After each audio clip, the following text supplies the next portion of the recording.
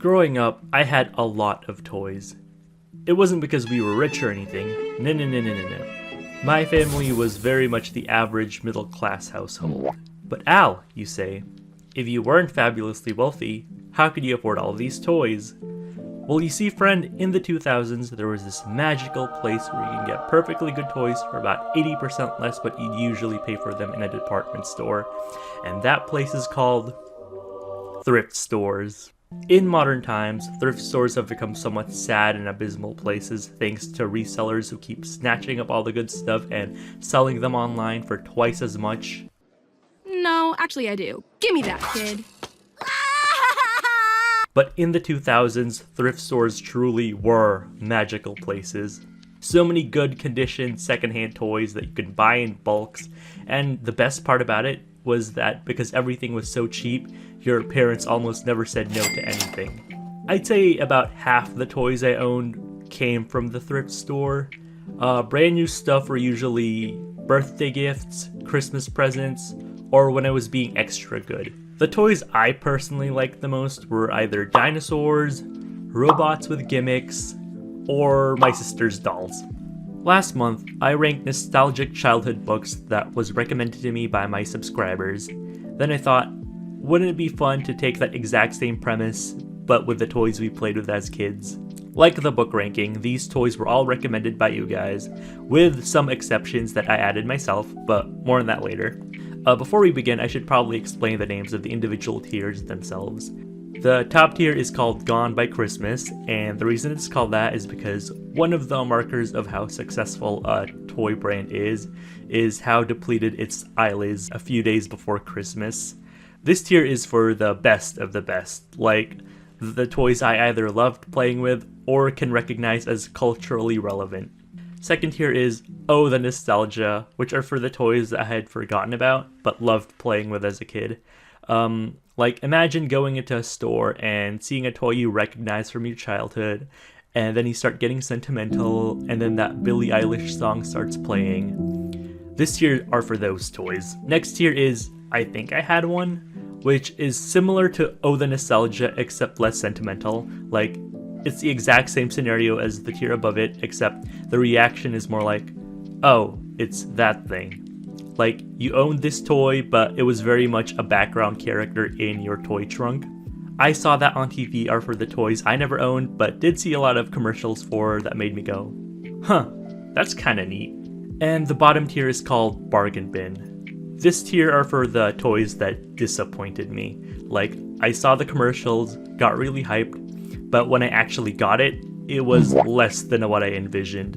And now that I've explained all the tiers, let the ranking begin. And this is Fushigi. We're going to show you how to unlock the secrets of Fushigi, the magic gravity ball. So I never owned Fushigi, but from what I can gather, they're just glass balls.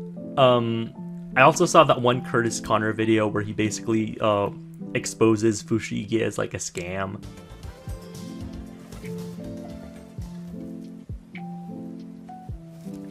I would put it in ice. I think I saw that on TV, but I'm gonna put this in bargain bin because even though I've personally never had one of these, I can tell this is a scam right away. Teeny Beanie Babies, plus 2 surprise Teeny Beanies.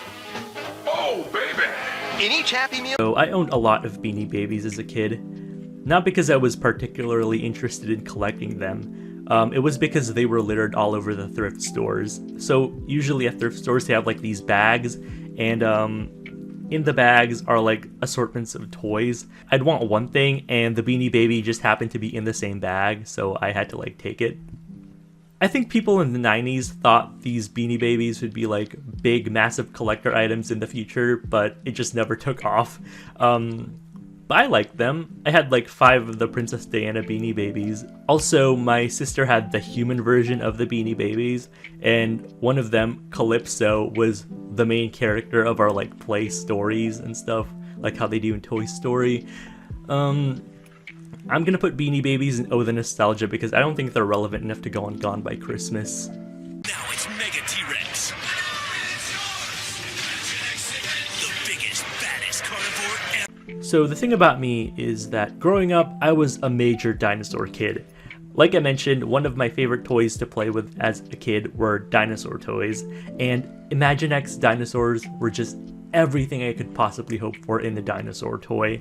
I got the Mega T-Rex for Christmas, and I loved that thing. It didn't do much, all it did was dance, but I still loved it because it was a dinosaur toy. I also have the smaller red version that chomps down whenever you press a button on its back.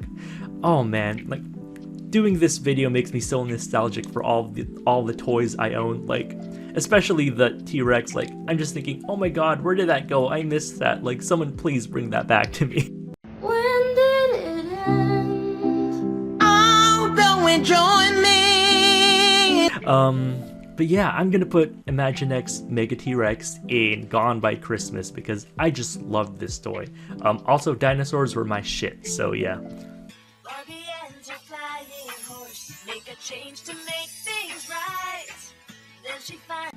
So when I say Barbie, I specifically mean the Barbies from the 2000s and before, because those were the kind of Barbies my sister grew up playing with, and therefore I grew up playing with.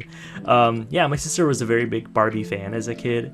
She had a bunch of the dolls from the animated movies, and she also had older Barbies from the thrift stores, and they were in very good condition because, once again, this is before resellers. I haven't held one of the newer Barbies in my hand personally, but I have seen pictures of them online, and they kind of make me sad with how cheap they look. Hey guys, so for shits and giggles, I decided to buy this Barbie doll from Walmart. It was only $10, just to show you what I mean. When I first saw her at Walmart, she looked cute, but then I looked closer and, like, her face is, like, pixelated as fuck. And also, like, look at this. There's no Velcro in the back. Like, if kids want to redress her, they just have to, like, take these straps off and, like, slide the clothes off her body, which is probably not very fun for kids. And all, like, and you want to know the worst part? Look at this. Her legs are solid plastic. They don't bend anymore. Like, I'm not sure if you guys remember this, but not too long ago, the Barbies had, like, rubbery legs, and they, like, had the knees that clicked when you bent them. And this is just solid plastic now, guys. Like, what the heck? But overall, I'm gonna put Barbie in Gone by Christmas because, I don't know, I just really like playing with my sister's Barbies as a kid. My favorite one was the Mariposa one with the giant pink wings.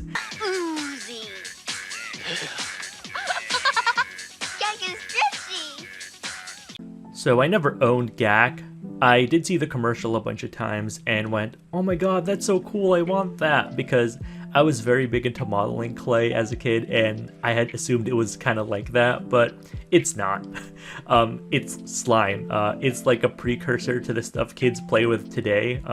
Not sure if Gak is still a thing, but if they're not, now is the big time for a comeback because kids today love playing with slime now.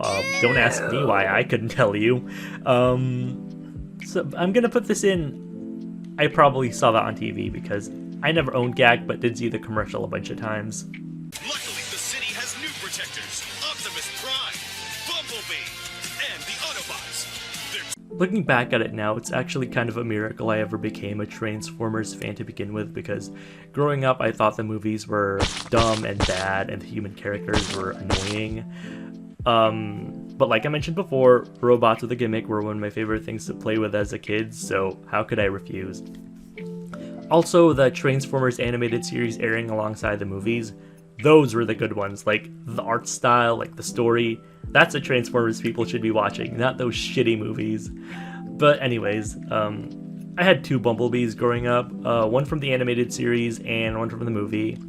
I also had Optimus Prime, Ratchet the Ambulance, and from the thrift store I had one of the older Transformers, the one that turns into a cassette player. As a child from the 2000s, he wasn't very useful because, you know, MP3 players are already a thing, but it was cool to have him around. I'm gonna put Transformers in Gone by Christmas.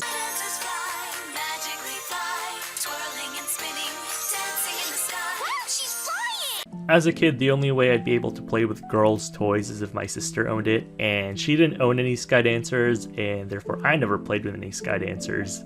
I did see the commercials a bunch of times on TV, and I do remember that one viral video where one flies into the fireplace. And then,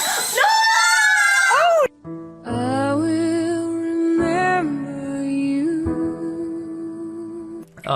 I think I'm gonna put Sky Dancers in. I probably saw that on TV. Mind Flex lets you move a ball with the power of your mind. We wanted to see how people react to playing Mind Flex for the very first. No one really asked for Mind Flex. These are the ones I included myself. But I feel like it needed to be included because it was such a letdown. So I saw the commercials a lot as a kid and thought, oh my god, this is so cool, they're controlling the ball with their minds. Like, this is gonna be game changing. And I never had Mind Flex as a kid, but I did see Mind Flex at the Museum of Science and Industries. It was sat up on a table for people to use, and I was so excited to finally use it. But when I put that thing on my head and tried moving the ball, it would not go. Like, I concentrated for as hard as I could, but the ball just would not move. Like, I'm not sure if my brain waves are especially weak, but the next person who tried it also couldn't get the ball to move, and then the next person, and then the next person. Like, what the hell? It was a scam. It was a scam. Therefore, I have no other choice but to put Mind Flex in the bargain bin with Fushigi balls. Such a disappointment. New fusers combine for greater strength, size, and firepower. Built by you. So I do remember owning Zoids as a kid. I don't remember who gave it to me, but it was the white Brachiosaurus, and it had a mechanism in it that let it walk by itself. But the thing is, though, this person, whoever it was, gave it to me when I was like 5 or 6 years old. And if you've seen Toy Story, then you'd know younger kids tend to abuse their toys. Zoids is very much in mind for like the older kids, like 8 to 10 years old, like kids who are like starting to become fascinated, like putting things together and things. Giving something like that intricate to a 5 or 6 year old was just asking for it, man. It got ruined. Like, what would you expect? I'm gonna put Zoids in Oh the Nostalgia because it reminds me of like more innocent days, I guess. Choose an animal of your very own, then stuff it just right and bring it to life at Build-A-Bear Workshop, where best. So I did see the commercials for Build-A-Bear Workshop a lot on TV, but there was never one near where I lived. I live in the burbs of Chicago, and the closest one I can think of is in Navy Pier, which is an hour away from where I live. Also, I saw these as, like, as a kid, I saw these as kind of needless because I could get a teddy bear at a Toys R Us or a Walmart, or even at the thrift store, like for probably less than what these parents pay for, and I can just put clothes on it and call it a day. So yeah, I just saw them as needless, you know? I'm sure a bunch of you guys have like a nostalgic tie to Build-A-Bear Workshop, but not me. So I'm gonna put this in. I probably saw that on TV. we're La La Lucy. We're La La Lucy. Made with magic and love. We're La La Lucy. Like I mentioned with Sky Dancers, the only girls' toys I played with were the ones my sister owned, and she never owned any Lala Loopsies, and that's probably because by the time they came out we were like way too old for them. We were gonna start the 6th grade by the time they were coming out, so yeah, I never played with them. I did see the commercials a lot, and I don't know, something weird about them. They're giving Coraline.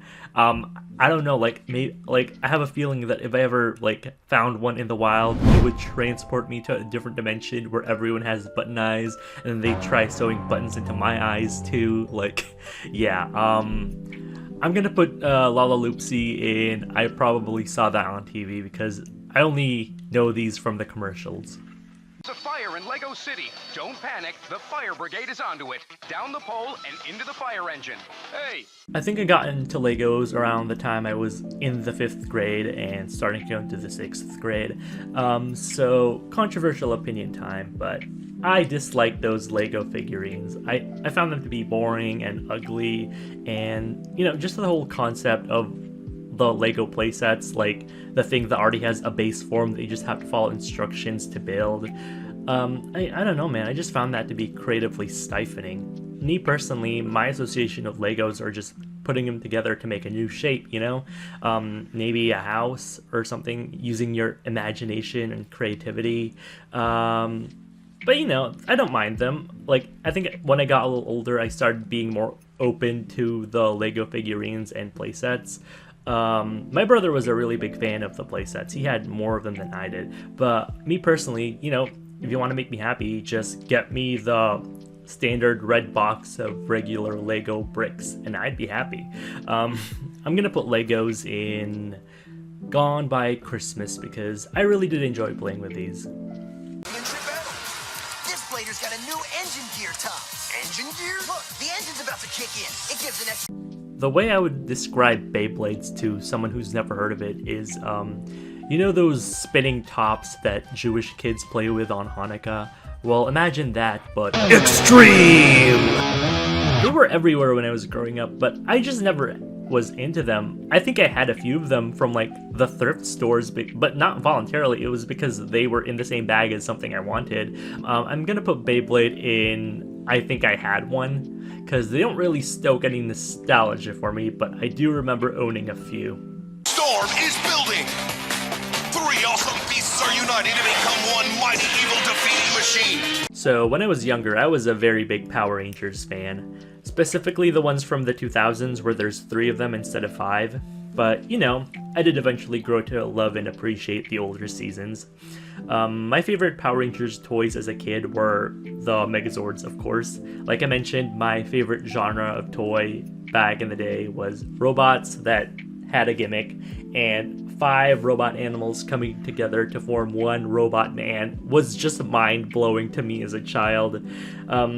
I think the coolest Megazord I owned was the Mystic Force Titan Megazord. So it's 5 mythical creature Zords that form into one big Titan Megazord with wings and a witch hat.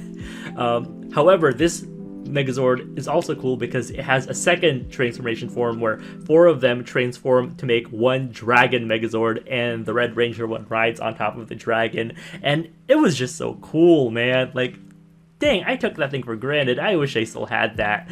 I also have the Megazord for the original Mighty Morphin Power Rangers because they were re-releasing the original show like on TV, and therefore the toys that came with it. But the one Power Ranger toy I always wanted but never had was the Storm Megazord from Power Rangers Ninja Storm. Ninja Storm was my favorite season of Power Rangers ever, and the Storm Megazord is my favorite Megazord ever. I wanted that thing so much as a kid, but for some reason I never got it. Until now. So I bought this back in 2018 from eBay, and I think I figured out why my parents never got me this. It's probably because of what happened with the Zoids. They remembered what I did to that, and they decided not to get me any more intricate toys until I was until I was a little older and more responsible. And yeah, I'm glad I never had this as a kid because I would have ruined it, and that would have been sad because this is such a cool toy. He's a little roughed up because this is secondhand, but overall he's still really cool. It's everything I ever imagined it would be as a kid. Hold up, let me show you their animal forms. Ah, there, pretty cool, huh? Can you tell which part goes where?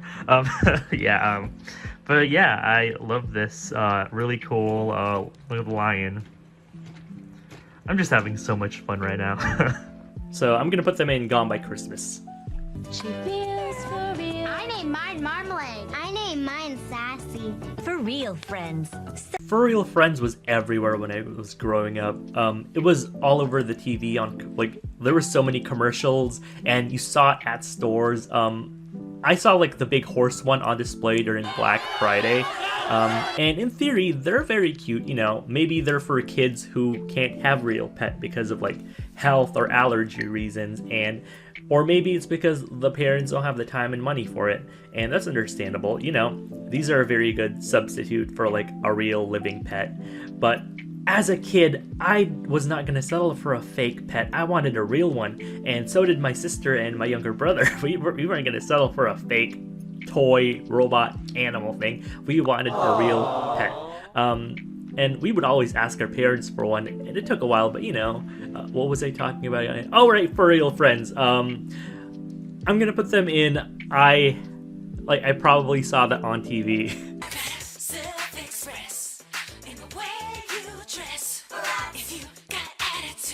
Growing up, my sister was more of a Barbie fan than a Bratz fan, but she did have a few of the Bratz dolls.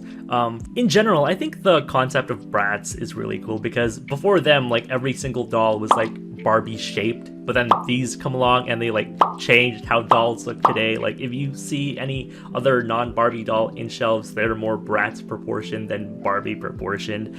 I'm gonna put Bratz in Oh the Nostalgia because I did like playing with the 3 Bratz dolls my sister owned, and conceptually they're cool, but also I don't like that their feet come off. Maybe that's just me. Party time! You never know what your Furby's going to do. So I never had any of like the legit versions of Furby, maybe a few Happy Meal ones from the thrift stores, but I think that has more to do with the fact that I was like the wrong age for both the times these were coming out. When they were first having their big like moment in like the 80s and 90s, I was like not even born yet, so definitely the wrong age. And when they made their big resurgence in the 2010s, I was way too old for them, so was not interested. I'm gonna put Furby in I Think I Had One because I did probably have the Happy Meal version, and also I did see a lot of the commercials. Is a music maker full of attitude. Make your own music. Play the beats, rhythms. Lead. Alright, so no one really asked for Iz. This is one of the things I included myself, but I feel like he has to be mentioned because Iz is such an icon. So in the 2000s, like I mentioned, Furby was very much absent, so this toy company called Zizzle tried its foot in creating like a similar toy with a similar niche. Like, it didn't really take off, but I don't care. Like, for me, Iz is such an icon of like the 2000s. I don't know, something about this little robot just like makes me feel nostalgic, and therefore I'm gonna put Iz in Oh the Nostalgia. A robo-reptile. Fiercely autonomous robo-reptile claims his territory, stalking his prey with biomorph. Kind of like Iz, Robo-Reptile and its siblings, Robo-Raptor and Robo-Man, were very much a staple of the 2000s. I never had like the big version, I just had like the small Happy Meal versions, but I loved those small Happy Meal versions. I'm gonna put Robo-Reptile in Oh the Nostalgia. You can explore funky worlds, play funky games. Each funky is a key that unlocks new worlds. Man, I hadn't thought about UB Funkies in a long time. So I never owned any of these, but the commercials for them did play a lot on Cartoon Network when I was a kid. I think they were the precursor to the Toys to Life genre of the 2010s. They came out a few years before Skylanders, I think, so yeah, I think that's right. No, wait, actually something else is the originator of the Toys to Life genre, but more on that later because that thing is also on this list. I think I'm gonna put UB Funkies in I Probably Saw That on TV. What's squishy, stretchy, and transforms almost anything? Foam is fun you can feel. Roll. So, like I mentioned with GAC, I was very into modeling clay as a kid, and the first time I saw the commercials for Floam, I was enchanted because the way they marketed it, it was modeling clay, but less messy, because I loved modeling clay, but the residues would leave like this gross feeling in my fingers, and I would always have to wash my hands afterwards. But when I actually got them, it was basically just slime with beads in it. The thing I was advertised was modeling clay, but less messy. It was just a very negative experience for me personally, so because of that, I'm gonna put Floam in bargain bin. Shark attack on Shark Bite Bay. Think your Hot Wheels car can take on this shark? Ha! Here comes lunch. He'll swallow. So, remember how I mentioned that my 3 favorite genres of toys as a kid were dinosaurs, robots with a gimmick, and my sister's dolls? Well, right below them is Hot Wheels. I just loved Hot Wheels as a kid. The little cars were fine and all, like I liked them, but the thing that really grabbed my interest was the playsets, because the playsets were so fucking cool. I think I had the haunted house one as a kid, which I got from the thrift store, and I also had the shark one, which I think I got for a birthday present, and my younger brother had like the one with the 2 loops where the car could just go on a loop like a roller coaster. That thing was so cool. I'm gonna put Hot Wheels in Gone by Christmas because I loved playing with Hot Wheels as a kid, and they're still very culturally relevant, so yeah. What's the coolest thing about Webkins? So many pets to choose from. Contest! Decorating my pets. So me and my sister had a joint Webkins account when we were younger, and altogether we probably had like 20 of those stuffed animals. Like I mentioned in the UB Funkies bit, I feel like Webkins is what originated the toys to life genre, which was so prevalent in the 2010s. Because you buy the toy and then you enter its information in online, and now it exists in this virtual world. Also, the thing I like about Webkins over other niche stuffed animal lines is the lack of exclusivity. Because say you want a Build-A-Bear toy, you're gonna have to go to a faraway bougie location just to pick one up, whereas you can just get a Webkins at your local Walmart or Target, And yeah, I like that. I'm gonna put Webkins in Gone by Christmas. He's electrifying, stitching with style. Fiends, killer boots, fantastic smile. Dracula's vamping, count fab and more. So I am a very big Monster High fan, but the way I became a fan is a little unconventional. When these dolls were first coming out, I was already like starting the 6th grade, so yeah, I was kind of too old for them. And also I wasn't really that interested in the dolls because, like I mentioned, the only girls' toys I liked playing with were the ones my sister played with, and she was also too old for these, so I never played with the Monster High dolls. But the thing about Monster High is that they released webisodes to get like kids invested in them so they would buy the products, and I don't know, I got hooked on those webisodes, and that eventually led to me, collecting the Monster High dolls in adulthood. Also, from a purely design point of view, I have to say Monster High as a doll line is a lot stronger than most of its competition from during the time, because take something like Bratz. Most people know who the 4 main characters are, but if they have to name like any of the supporting characters who aren't the core 4, they're probably just gonna give the name of one of the core 4 anyways. Who the fuck is Felicia? Who the fuck is that? Where is your ass, Natasha, Chloe, and Jade? I don't know these bitches. For example, take these 2 Bratz dolls with blonde hair and blue eyes. Can you tell me which one of them is supposed to be Chloe? Well, whatever you answered, you're wrong because neither of them are Chloe. Whereas Monster High, like, each character is designed so uniquely and distinctly from each other, it's going to be almost impossible to, like, mix them up with each other. And it's going to make kids want more of them because, like, they're different characters and, you have to collect them all. Also, I have to say, like, the male dolls in Monster High have, like, a very strong design to them.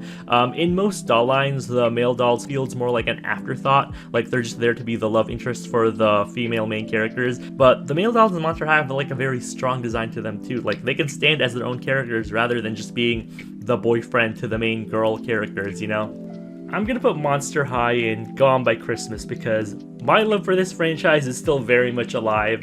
And also, that shelf I showed you guys as an example for Gone by Christmas? That was the Monster High shelf at my local Target. So I guess the Monster High dolls are still selling really well, and they're probably not going anywhere, like not for a long time. So yeah, Gone by Christmas. And with that, our tier list is complete. So I definitely had a little bit more fun working on this video than I did the book ranking one. Don't get me wrong, I still liked working on that, but in general, I just like toys better than books as a kid. And also, I feel like toys have a more nostalgic feel to them, like over books, which in my opinion are very timeless. Like, I can go into a Barnes & Nobles now and pick up the exact same books I was reading as a kid. I could probably find the Bailey School series on Amazon. But the toys I grew up playing, like those specific ones, they're not on shelves anymore. They're only on shelves for a finite amount of time, and then they're gone. The only place that Imaginext Mega T-Rex exists in now is in my heart and in my mind. Also, crazy, stupid, high eBay listings, but that's besides the point. So yeah, thanks for watching this video. Make sure to like and comment and subscribe. I have other videos, so check those out. And if you feel like giving me some extra support, consider becoming a Patreon. I release stuff there early, like animations and stuff, so yeah, that would be fun if you're interested. And with that, thanks for watching the video. See you guys later. Bye!